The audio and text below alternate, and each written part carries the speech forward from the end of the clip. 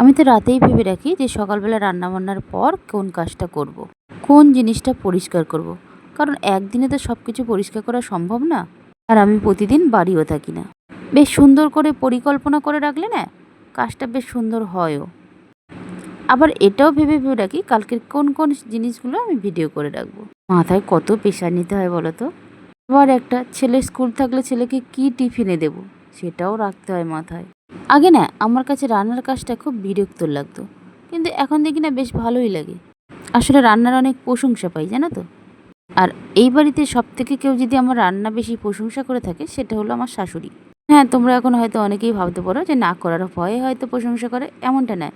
উনি কাজের খুব, কাজ করতে ভালোবাসে। তো দেখো রান্না হয়েছিল চাটনি, আর ওনার জন্য আমি মাছের ঝোলটা করেছিলাম, আর আমাদের জন্য মাংস।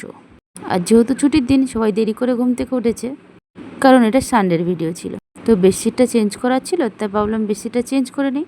সব গুছিয়ে গেছে, তারপর গেলাম স্নান করতে। বেডশিটটা আর পাতলাম না, কারণ রান্না বান্না করেছি, ঝাড়াঝুড়ি করেছি, আমার নিজেরই অবস্থা অনেক খারাপ। ভাবলাম একদম ফ্রেশ হয়ে তারপরে বেডশিটটা পাত। আর আমি যেহেতু সন্ধ্যা দিলে ধুনো দিই, তাই আমার ঘরে কিন্তু খুব ঝুল হয়। তাই রবিবার করে ঘরটা একটু ঝাড়তেই হয়, নাহলে না ঝুলে পুরো ভর্তি হয়ে যায়। আর সন্ধে দেওয়ার সময় আমার ধুনো না দিলে না ঠিক সন্ধে দিয়ে মনটা পোষায় না। এই সংসার, কাজ সব কিছু মিলে না একটা বিরক্তিকর বিষয় এসে দাঁড়াচ্ছে। মেজাজটাও না খিটখিটে হয়ে যাচ্ছে। আমি বুঝতে পারি যে একটু আমাদের বেরোনো দরকার, একটু ঘুরে আসা দরকার, কিন্তু সেটাও না হয়ে উঠছে না। একটু মাঝে মাঝে না নিজেকে সময় দেওয়া দরকার, নিজের জন্য ভাবাও দরকার। কিন্তু কিন্তু সেই ভাবনাটা নিজের জন্য ভাবছি কোথায়? সারাদিন তো সংসার আর ছেলে বর নিয়েই পড়ে আছি। শাশুড়িমাকে বলেছিলাম তুমি আজকের ছেলেকে খাইয়ে দিও, আমি তাহলে আজকে ঠাকুরঘরটা একটু ডিপ ক্লিন করে দেবো। ওর এই খাওয়ার জন্য না আমাকে খুব তাড়াতাড়ি স্নান করে ওকে খাওয়াতে বসতে হয়, 1-1:30টার মধ্যেই ওকে খাওয়াতে বসতে হয়। ক্ষেত্রে কি হয়, আমি সব কাজ কমপ্লিট করে উঠতে পারি না। তো এই যে কর্তামশাই যাবে বাজারে, তা আমার সঙ্গে দাঁড়িয়ে দাঁড়িয়ে একটু গল্প করছে, ওর মাও বসে আছে ওখানে খাটে, গল্প করছিল।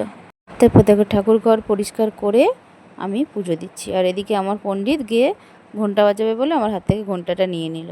ঠাকুরঘর পরিষ্কার বলতে আজকে ঠাকুরের জামা কাপড়গুলো সব চেঞ্জ করে দিলাম। আর এই পুজো দেওয়ার কাজটা আমার কিন্তু ছোটোবেলার থেকেই ভালো লাগে। এখন সময়ের অভাবে না দিয়ে উঠতে পারি না।